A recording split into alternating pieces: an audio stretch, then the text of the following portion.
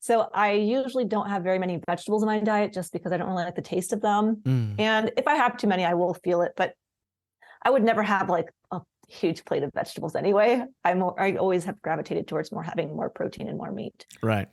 This thing about vegetables being dangerous and unhealthy for you is really coming up lately in all over social media. Paul Saladino talking about this, especially being Yeah. the front runner, I feel like, of this thing about toxic plants and having these defense mechanisms. What is the issue with vegetables? I was just talking to Paul yesterday. So Oh, cool. with vegetables, they do have these things called anti-nutrients.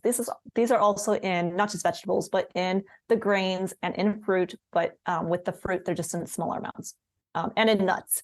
So these anti-nutrients are basically a plant's protective mechanism, where just like how humans and all other animals have the ability to run away from predators, swim, fly, jump, get away from things that are going to eat them, plants are stuck in the ground, and all living things want to survive and reproduce. So a plant wants to be able to have its offspring, its babies, plant its seeds, just like us humans and other animals, fungus. And so plants, they're stuck in the ground, they can't move. So they've created what are called anti-nutrients, plant toxins, these defense mechanisms where if something goes to eat them, they start giving off these different chemicals, and some of these different anti-nutrients are called lectins, oxalates, phytic acid. And so it kind of can block the minerals that we eat. So if we eat too many foods high in oxalates, we might now start binding our calcium up. So even though we had some calcium, now we're having these oxalates that are binding some of those calcium up. So we're not absorbing as much calcium. So, but then also these anti-nutrients can do things like cause more leaky gut, can start causing, like, I think of it like a scratch in your gut lining, where they can start making the gut more leaky and porous, leading to things like ulcerative colitis, irritable bowel syndrome, leaky gut, bloating. And so, yes, these plant toxins do exist.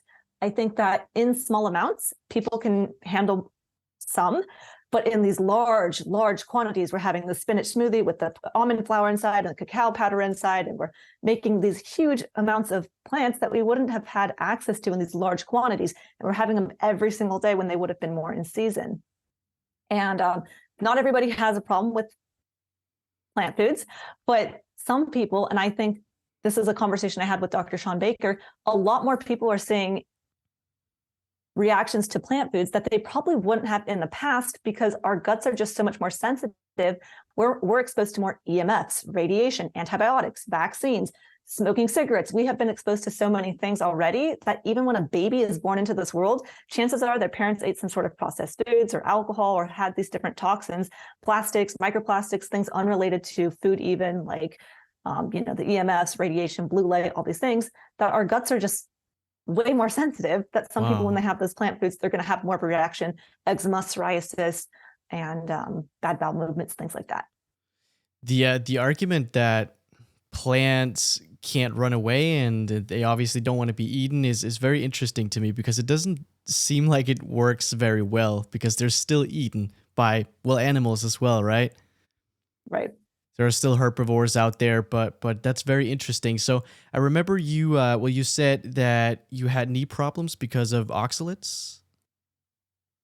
So I think that they're because of oxalates. So oxalates are basically like they form these tiny crystals, and they tend to go into different tissues. And if you have some sort of pain, it kind of percolates in that area. But arthritis and joint pain is a very common sign of someone having too many oxalates. So things high in oxalates would be spinach, sweet potatoes, cacao, almonds, kiwi, rhubarb.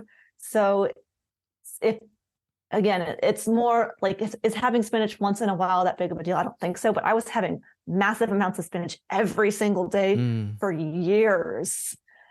And it's like, I stopped having processed food and my knees still hurt. I stopped working out and my knees still hurt. And it wasn't until I started removing the spinach, and I didn't know it at the time, because spinach is a health food, right? It's a superfood. It's the greens. More greens, the better, the healthier you are. And that was the thing that was just causing me so much pain. And for other people, it might not show up as knee joint pain. It could show up as just even eye crust. When they wake up in the morning, they have these crystals, this crust in their eyes, or different a lot of gut issues, brain neurological issues. So these crystals form in different parts of tissues in the body, and they can. And the biggest thing that they have been associated with is kidney stones. So I can't remember the percentage, but I think it's like 80% of people who have kidney stones, it was because they had too many oxalates. Wow, that's crazy. It's no wonder that people are so overwhelmed with nutrition. I mean, when I started to look into all of this, I mean, I could believe, pasta, bread not being good for you. I could believe that, but I would never in a million years have believed that vegetables would be bad for you. The thing that everyone believed was essential for humans to consume. And I do think that they do have their place. I do think vegetables have beneficial, like, micronutrients. They have folate, they have some vitamin C, they do have magnesium, they do have micronutrients and things that can be helpful. Fiber, depending on the person's gut, maybe fiber could be advantageous for certain people. And they add hydration. So I think, like, that's a big key to plant foods. They do have a lot of water, and they can help with hydration and help us maintain electrolytes more, but not essential. You can get a lot of these things from meat. Yes, you can't get fiber from meat, but we can talk about fiber if you want to talk about fiber and whether that's essential. But yeah, I wouldn't say that vegetables are like bad foods. They're just not, like you said, we hear about them being glorified, Right. the amazing health beneficial foods, and yet they can cause some people issues. Right. Yeah.